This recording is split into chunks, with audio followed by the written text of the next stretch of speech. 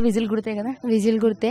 Nagar Kurnool parliament ప్రజలందరికీ ఒకటే కోరుకుంటున్నా, ఒక్కసారి నాలాంటి వాళ్ళకి కూడా అవకాశం ఇవ్వండి. సో చాలా వరకు అమ్మాయిలు చాలా తక్కువ ఉన్నారు ఇక్కడ. ఎమ్మెల్యేగా నిలబడ్డోళ్ళు కానీ ఎంపీగా నిలబడ్డోళ్ళు చాలా మందికి నిలబడట్లేదు. నిలబడ్డా కానీ ఎక్కడో ఒక మూలకి వెళ్ళిపోతారు విత్డ్రా చేసుకుని. సో అట్లా ఇప్పటివరకు గట్టిగా పోరాడి నిలబడ్డదంటే నేనే.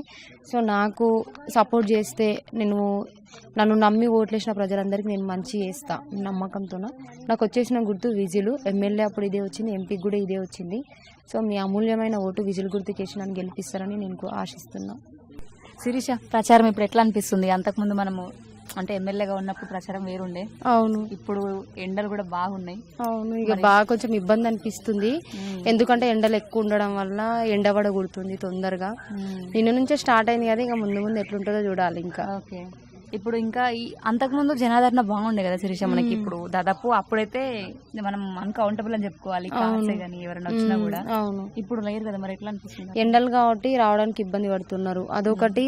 ఇక ఏపీలో కూడా ఎలక్షన్స్ ఉన్నాయి కదా, సో అక్కడ కూడా వెళ్ళిన వాళ్ళు ఉన్నారు. కొంతమంది వస్తామని అంటున్నారు, ఇంకా కొంతమంది నేనే వద్దని చెప్తున్నా. ఎండకు వచ్చి మళ్ళీ ఏమన్నా అయితే ఇబ్బంది అవుతుంది ఏదో అనేసి వస్తామంటున్నారు. ఇంకా వస్తారు. శిరీష, అప్పుడు నీకు బెదిరింపు కాల్స్ వచ్చినాయి, లేదంటే నేను అమౌంట్ ఇస్తా తప్పుకో అని చెప్పేసి కొన్ని పార్టీలు మాట్లాడినాయని మనం విన్నాం. మరి ఈసారి అట్లాంటివి ఏమైనా జరిగినాయా? విత్డ్రా ఆప్షన్ రోజు అయితే జరిగినవి. ఇంకా తర్వాత మొన్న ఒక అన్న వచ్చేసి పలానా వ్యక్తికి సపోర్ట్ చేయాలి ఇది అని అన్నారు.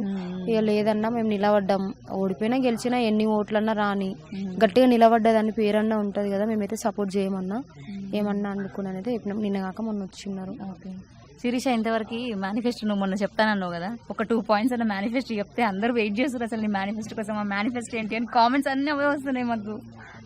ఇప్పుడు మామూలుగా 10th చదివి ఉంటారు కొంతమంది అమ్మాయిలు, అయితే వాళ్ళు బయటకు వెళ్ళి ఏం కూడా జాబ్స్ చేయలేరు. వాళ్ళకు కొందరికి మిషన్ ఇంట్రెస్ట్ ఉంటుంది, ఇంకొంతమందికి బ్యూటీ పార్లర్ ఇంట్రెస్ట్ ఉంటుంది, సో ఫ్యాషన్ డిజైనింగ్ అట్లా ఇంట్రెస్ట్ ఉంటుంది. సో వాళ్ళకి సంబంధించిన కొన్ని కోచింగ్ సెంటర్స్, అట్లనే మెయిన్ ఇంకా ఏంటి అంటే కొన్ని ఇండస్ట్రియల్స్. సో అవి డిగ్రీ వాళ్ళకు మామూలుగా ఇంటర్ వాళ్ళు ఉంటారు కదా, వాళ్ళకి సరిపడ కానిస్టేబుల్ కానీ ఎస్ఎస్సి అని వాటిలో కోచింగ్ సెంటర్స్ అవి. రోడ్లు మెయిన్ గా ఆ టైప్ లో, ఇంకా రోడ్లు బాగాలేకోటి అవి కొన్ని స్కూల్స్ డెవలప్మెంట్ అట్లా కొన్ని.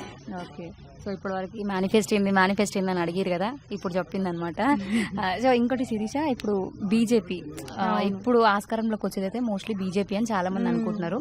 కానీ ఈసారి అయితే కాంగ్రెస్ కి బీజేపీకి పోటీ ఉందని అందరికి ఇప్పుడు ఆబ్వియస్లీ చాలా మంది అదే అంటున్నారు. అయితే ఇప్పుడు బీజేపీ ఉంది కాబట్టి, హవా బీజేపీది నడుస్తుంది కాబట్టి, శిరీష ఇప్పుడు ఎంపీగా పోటీ చేస్తే శిరీషకి ఎక్కువ డబ్బులు వచ్చే ఆస్కారం ఉంది ఈ బీజేపీ పార్టీ తరపు నుంచి అని మాట్లాడుతూ కొంతమంది. వాళ్ళకి నీ ఆన్సర్ ఏంటి శిరీష? డబ్బులు ఎందుకు వస్తాయి అసలు? తప్పుకోమని ఎక్కువ మనీ ఆఫర్ చేస్తారని. చేసినా కానీ మనం ఏం ఓకే అనేది ఏం చెప్పాం కదా. ఆఫర్ అందరూ చేస్తారు, ఈ పార్టీ ఆ పార్టీ అని ఏం లేదు. ఆ టైంలో కొంతమందిని తప్పిస్తే బాగుంటుంది అని చెప్పేసి సో వాళ్ళు కొంచెం చేస్తుంటారు. కానీ మనం తగ్గకుండా ఏ డబ్బు దేమనేసి మన ఇంటికి వస్తే ఎవరు మన ఆయన అంటారు ఆమె మొండిదిరా ఆయన, ఆమెతో మనం చెప్పినా కానీ ఆమె విన్నదనేసి అంటున్నారు ఇక అక్కడ ఉన్న వాళ్ళు. సంపాదించిన. ఓకే శిరీష, ఇప్పుడు గెలిస్తే ఏం చేద్దాం అనుకుంటున్నావు?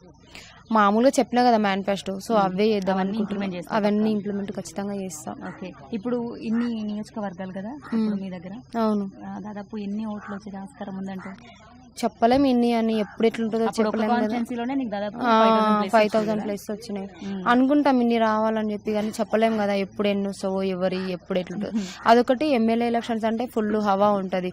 సో ఎంపీ ఎలక్షన్స్ నువ్వు చూసినావు కదా, అసలు ఈ వెహికల్స్ తిరగట్లేదు. సో ఎలక్షన్స్ ఉన్నాయా అనేది కూడా కొంతమందికి తెలియట్లేదు ఇక్కడ, అవునా అన్నట్లుగా. సో అట్లా చెప్పలేం. విన్ అయితే విన్ అవ్వచ్చు, ఓడిపోతే ఓడిపోవచ్చు. ఎన్ని ఓట్లు అనేది అయితే మనం చెప్పలేము. Okay Shirisha, last time final గా ఇప్పుడు నేను పబ్లిక్ బైట్స్ కొంతమందిని అడిగినప్పుడు శిరీష ఒకవేళ గెలిస్తే ఆమె ఏదో ఒక పార్టీలకు పక్క కలుస్తుంది, కలవంది ఆమె ఏం చేస్తుంది ప్రజలకి, ఎందుకంటే ఫండ్స్ పై నుంచి రావాలి కదా అని ఒక క్వశ్చన్ రేస్ చేసింది ఆ లోపల. మామూలుగా ఈ పార్టీకి వెళ్ళి వస్తేనే ఫండ్స్ ఏం రావు. ఇండిపెండెంట్ గా ఉన్నా నువ్వు పార్టీలో ఉన్నా కానీ ఇయర్కి ఇన్ని ఫండ్స్ అని వస్తాయి. సో ఆ ఫండ్స్ తోనే మనం ఇక్కడ మన నియోజకవర్గాన్ని మనం డెవలప్ చేసుకోవచ్చు. ఓకే, ఇప్పుడు ఏ రాజకీయ నాయకుడు అయినా కూడా 100% పై నుంచి మనకు నిధులు వచ్చినప్పుడు కూడా 100% ప్రజలకు ఖర్చు పెట్టాడు అసలు. సో మరి శిరీష అట్లా 100% ఖర్చు పెడుతుందా? శిరీష కూడా మనం మిగిలించుకుంటుందా? ఇంకా మిగిలించుకోను, 100% ఖర్చు పెడతా. 100% ఖర్చు పెడతా. Okay sir, thank you. Okay.